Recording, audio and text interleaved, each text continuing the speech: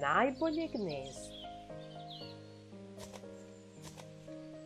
Na drvetu pored reke živele su dve ptice, Mara i Radenko.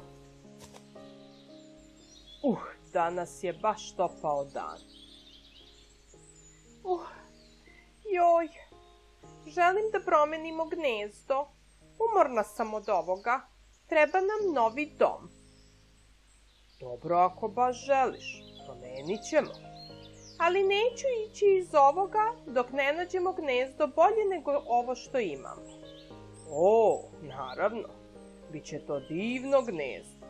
Naći ću nam najlepše gnezdo na svetu. I pođoše da traže novi dom. Doleteše do obližnje kuće.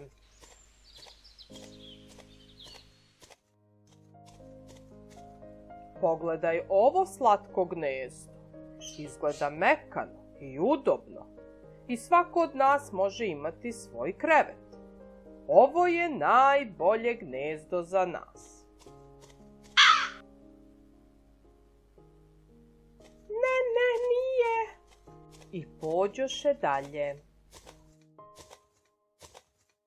Pogledaj ovo prelepo gnezdo. Tako je svetlo i u raznim bojama. Ovo je najbolje gnezdo na svetu. Ne, nije. Ovo je najbolje gnezdo za nas. Vidi kako je sjajno i veliko. Samo pogledaj kako sija. Ne, nije. Pobegoše glavom bez obzira.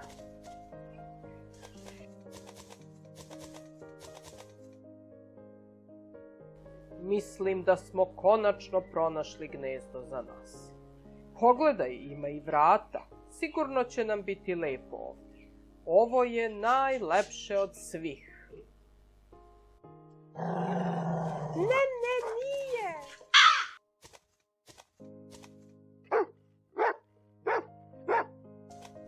I pođoše nazad ka šumi.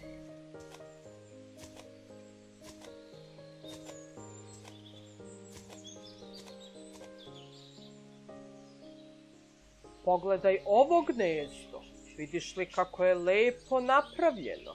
I u hladovini drveta je. Mislim da smo pronašli najlepše gnezdo.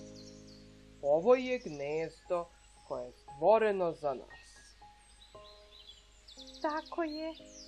Ovo je najlepše gnezdo za nas.